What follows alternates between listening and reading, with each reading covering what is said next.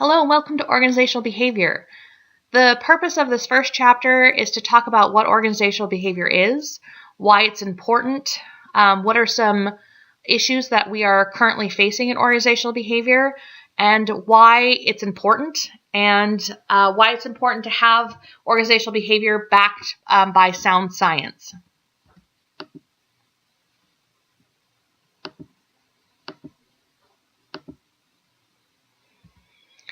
So we're going to talk about some definitions first. So the first thing we're going to talk about is what a manager is. So this is just somebody who gets things done through other people in the organization. When we talk about traditional management, we say that all managers do four things. So they all plan, organize, lead, and control. In order to get anything done, you have to have a master plan, right? You have to know what your goals are. You have to know what you're shooting for. You have to know at the end of the quarter, end of the year, end of 5 years, what it is that you want to accomplish. Once you have a plan in place, then you have to organize. You have to figure out who, when, why, what, and where. Who's going to be in charge of what, when is it going to be due, all the logistics of getting something accomplished would be done during the organizing phase. The third and probably hardest step is leading.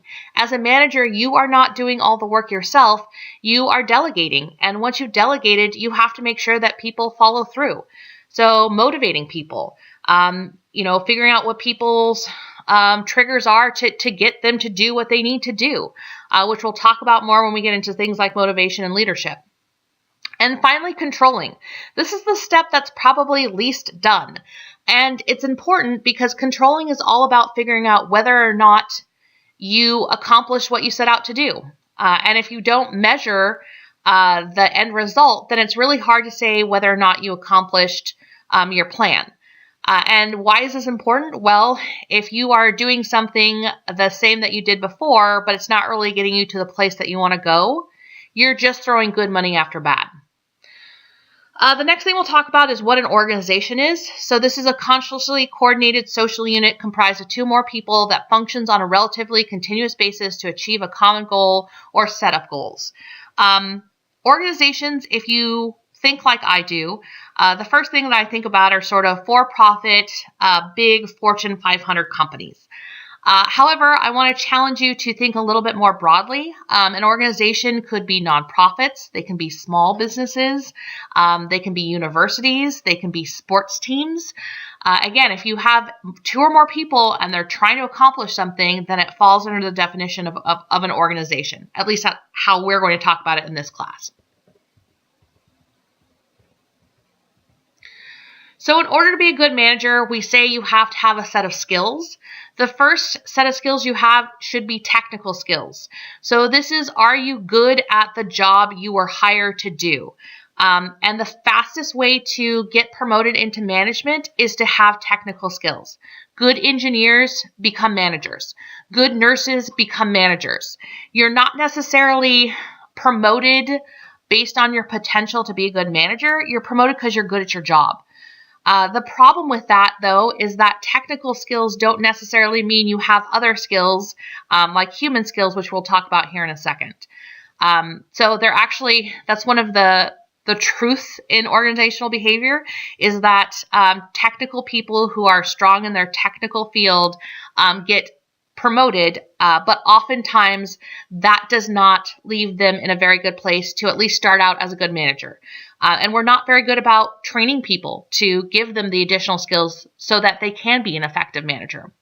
So I have a funny clip for you. You'll notice throughout the semester that I have some funny clips that I try and throw in. Here we have somebody who is very technically good at their job, who is hired to make an organization more efficient.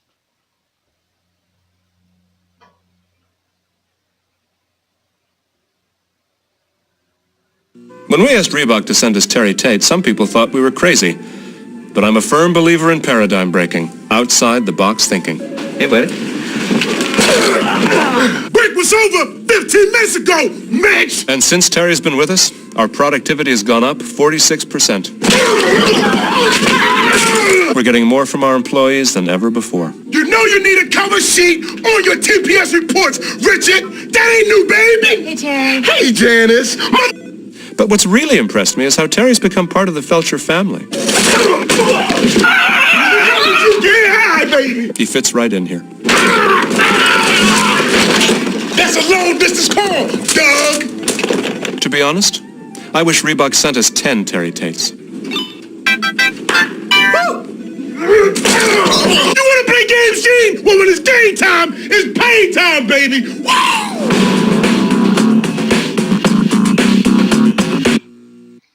So again, an example of somebody who is very technically good at what they do, perhaps being promoted into a position that they are not super, I don't want to say qualified, but I'm certainly not endorsing violence in the workplace. But again, meant to be sort of a funny clip. The second set of skills that we're going to talk about is human skills. So can you work with people? Can you understand them? Can you motivate them? Are you seen as compassionate? Can people talk to you?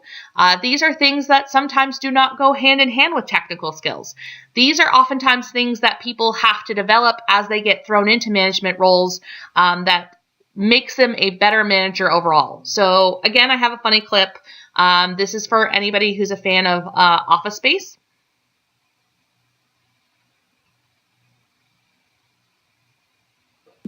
What would you say you do here?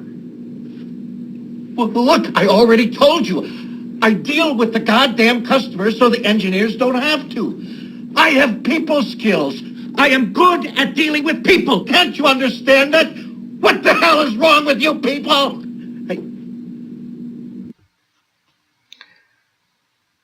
So clearly important to have people skills, and funny enough, in engineering firms, you oftentimes do have people who are employed purely for their people skills. I have worked with a lot of engineers. If you are an engineer, please do not be offended, but sometimes engineers aren't super gifted in people skills. Although, at least in this clip, people skills may be not being demonstrated so effectively. The third thing that you should have as a manager are conceptual skills. So this is the ability to analyze and diagnose complex situations. So I have a clip here, and I want you to ask yourself, if you were in an interview with this woman, would you hire her?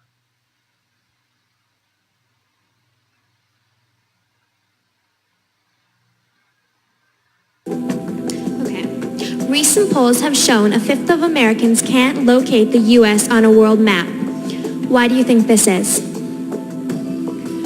I personally believe that U.S. Americans are unable to do so because some people out there in our nation don't have maps, and I believe that our education, like such as in South Africa and the Iraq, everywhere like such as, and I believe that they should, our education over here in the U.S. should help the U.S. or should help South Africa and should help the Iraq and the Asian countries, so we will be able to build up our future for our children. Thank you very much, South Carolina. So I'm not hating on pageant girls. I'm just saying that if I was in an interview and that was the kind of responses that I was getting from questions, I would be a little worried that there wasn't a lot of conceptual skills there. Now, interestingly enough, these skills are more or less important depending on where you are in the hierarchy. So if you are a first line manager, your technical skill set is going to be one of the most important things. That's because you need to speak the language of the people that you are overseeing. Human skills are also important. Conceptual skills can be important, but we oftentimes actually conceptual skills become more and more important the higher you go up on the hierarchy. Human skills are important across all levels. You're still going to have to interact with people, no matter if you are a frontline supervisor or if you are a CEO of a company. Technical skills become a little less important as you rise up the corporate ladder. You still want to know what your company does and still have a grasp of the technical things that your organization is responsible for, but you might not have to be as in the trenches with the technical jargon and technical skills once you are in sort of upper management. So a guy named Luthens did a really interesting research study. I believe he was out of Harvard, and he found that managers engage in 4 managerial activities. So the first is traditional management, which we talked about. That's the planning, the organizing, the leading, the controlling, which is how we've talked about management, at least academically, for a really long time. But he also found that they engage in communication, they engage in human resource management, so this is hiring, firing, employee rights, compensation, things of that ilk, and they also engage in networking. So once they found out that these were the 4 things that managers do, they decided they wanted to see, well, what do really effective managers do? How do they spend their time? And they measured effective management as managers who got rated very high on their performance evaluations from their bosses. But they were also interested in what successful managers did, how they spent their time. And they measured successful managers by how quickly you were promoted. So how quickly were you sort of climbing the corporate ladder? So before we go to the next slide and the answer, I want to ask you a question. So effective managers, good managers, out of this list, what do you think they spent their most time doing? And then successful managers, what do you think successful managers did the most of their time? You know, how did they spend it out of these 4 things? So if we look at average managers, we actually find that average managers spend the majority of their time doing traditional management. They do everything, but slightly they spend more time with the traditional management. If we look at successful managers, so people who are climbing the corporate hierarchy the quickest, we actually find that what they are doing the most is networking, followed by communication.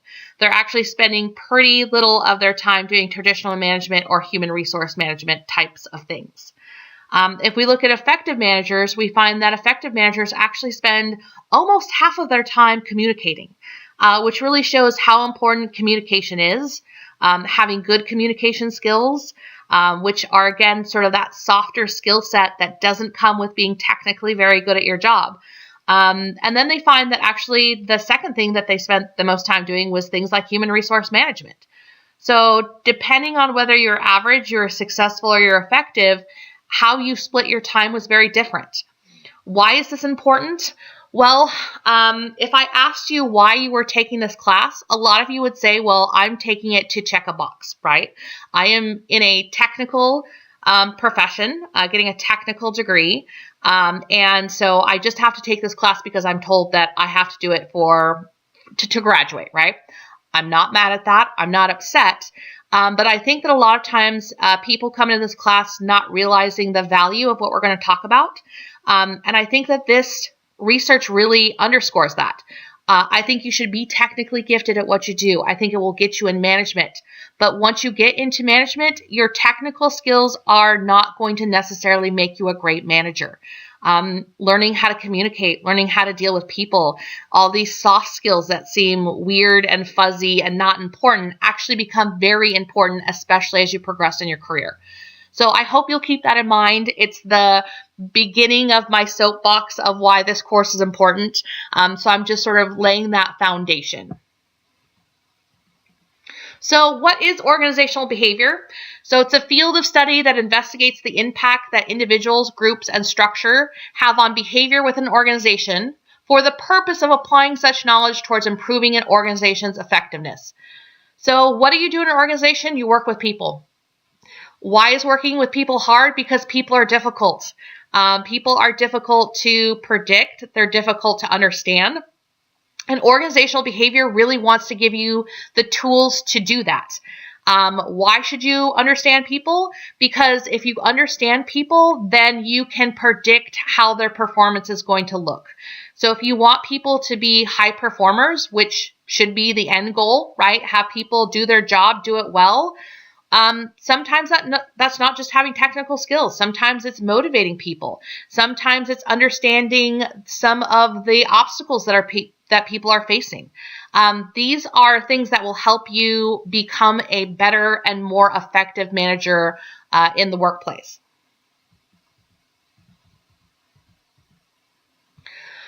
So I really believe in teaching this class from a scientific perspective.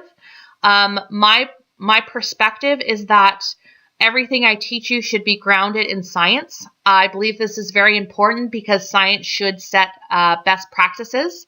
And that really leads to you spending your money more wisely. If we just follow the newest trend and it doesn't work, you are spending time and money in training or in managerial practices that are not going to pay off for you.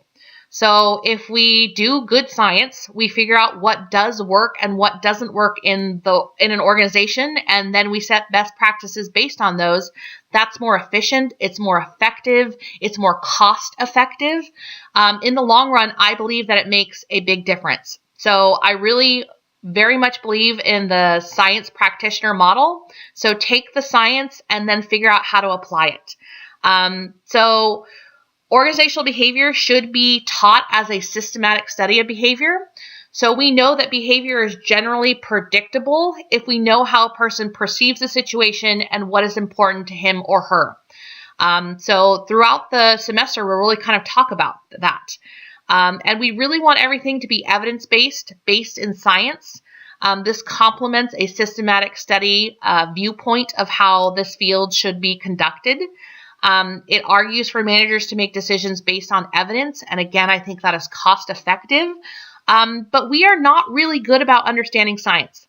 We are really susceptible to kind of pop pseudoscience. We're really susceptible about only reading headlines. A lot of times we don't understand how to go back to the source material and read it to make sure that it is being done in a appropriate kind of way. I mean, science is a rigorous field and there's good science and bad science. So I'm going to have you watch this clip. I'm not going to show the whole thing in the narrated lecture, but it is provided to you in the PowerPoints that I have uploaded on Blackboard. This is a John Oliver clip. The show has gotten many awards, but it is an HBO show. It is a little risque. So there are some languages, there's some innuendos in this clip. If you are easily offended by that type of material, please contact me and I will give you a different assignment. But this is important to watch because you will base your activity, which we'll talk about here in a second, based on what you watch in this clip. So my druthers would be for you to pause the lecture now, watch the clip, and then come back and I'll describe the activity that goes along with it. So hopefully you've paused the lecture and you've watched the clip. And now I want you to answer the following questions. Why should we care if management is based on science? How can we tell the difference between science and pseudoscience or non-scientific information? You know, how do we tell the difference between good science and bad science or good science and no science? Why are we susceptible to information that's not based in science or on science? And how can we be more critical consumers of information? I really want you guys to take everything with a grain of salt. I really want you to question things. I want you to have your own opinions, but I want those opinions based on doing some research, you know, going and looking at the science and then making your own conclusions. So if you will write me a page to a page and a half, double spaced, this will be pretty typical for the activities that I have up, and then upload it onto Blackboard. That will be part of your Module 1 points.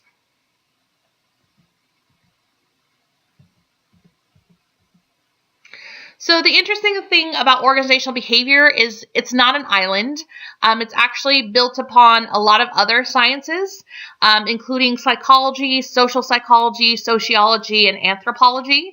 I have a cool kind of graph here or figure here that shows you what these fields have contributed. So psychology gives us a lot of what we know about learning and motivation and personality and emotions and perception. Really, psychology gives us a good view of how individuals behave in the workplace. Social psychology talks about things like attitude change and communication and group processes and group decision making. Sociology also contributes to some of that group, what we understand about group dynamics. And even at a more macro level, how organizations function. Anthropology helps us look at organizational cultures, organizational environments, comparative values and attitudes, which makes our discipline stronger, right? So we're not just inventing the wheel, we're taking other disciplines and we're applying it to the field of work. How does this apply to an organization?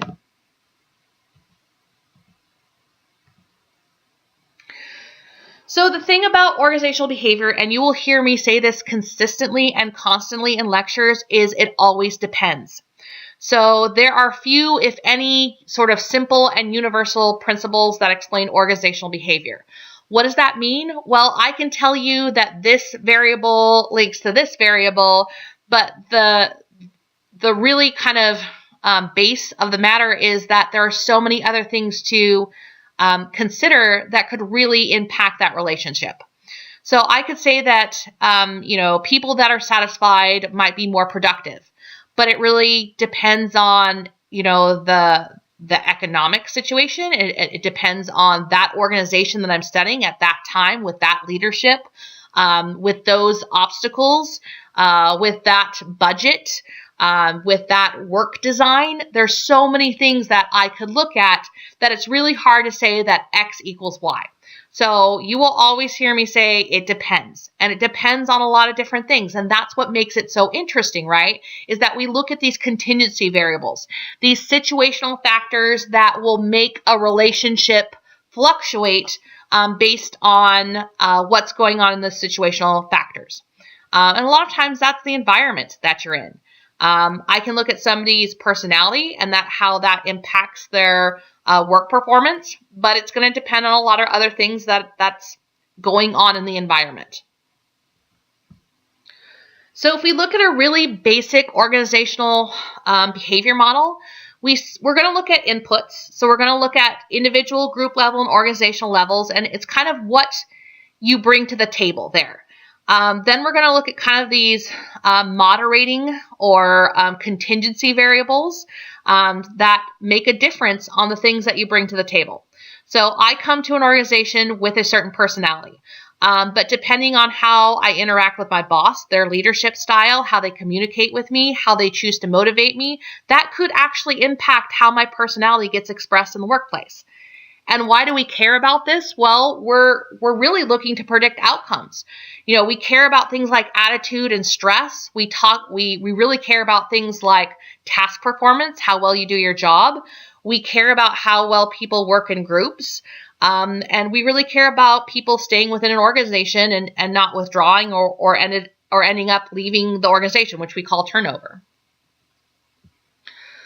So, the reason I threw this in, this is a model from my dissertation, and the thing I studied was supervisor excuses. So what happens when your boss gives you excuses? How does that affect how you do your job? It's not rocket science, but this is my statistical model from my dissertation. You don't have to know this. I will not quiz you on this.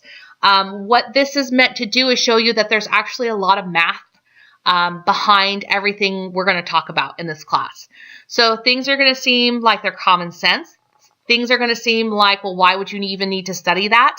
But there's actually quite a bit of rigorous science that goes behind anything that we talk about in this class. And I just sort of wanted to give you a demonstration of that. So now we're going to talk about outcome variables, things that we care about. Probably the thing that we care about the most is task performance. Are you doing your job well? Are you being effective and are you being efficient? I want all my employees to be high performers.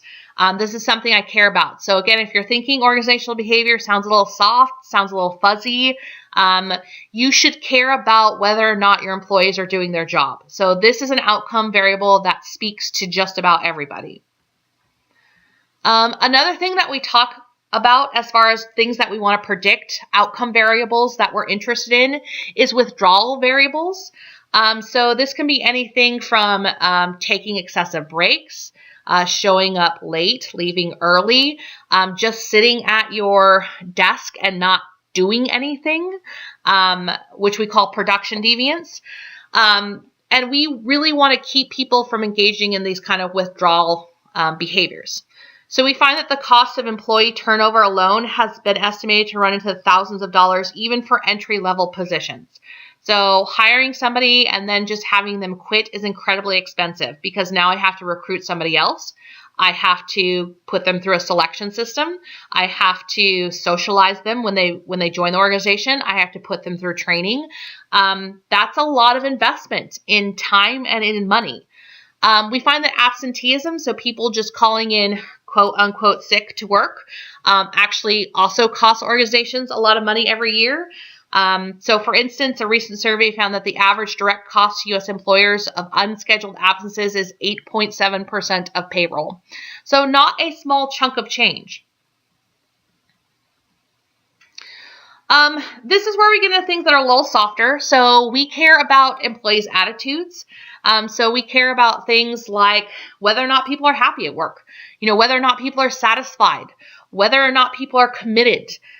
These attitudes are important because then they in turn link to things like production or, withdrawal or turnover. We also care about stress because stress can impact your performance and also impact, whether or not somebody stays with an organization. If you're under stress for too long, you tend to experience burnout. And people who are in a stage of burnout tend to not stay very long in an organization or sometimes even in their job field. So we'll talk about that more in depth near the end of the semester. We care about organizational citizenship behavior.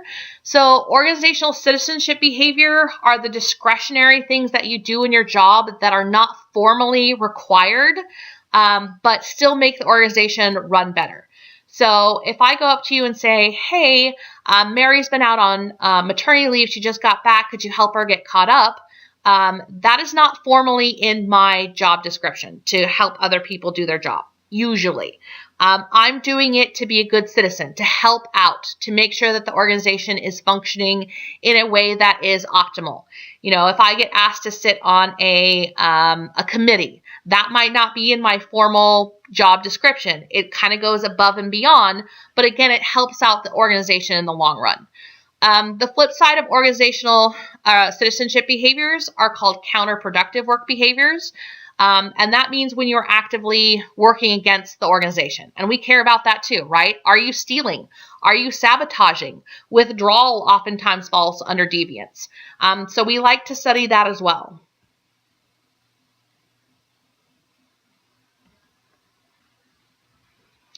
So a couple things that we are concerned about that are hot topics. One is responding to economic pressure. So in good times, you want to make sure that you are using the most of your assets to grow and expand your organization. So organizational behavior is important during those times. But in bad times, we also have to know how to do more with less. We have to know how to manage people that are under stress. We have to know how to make good decisions.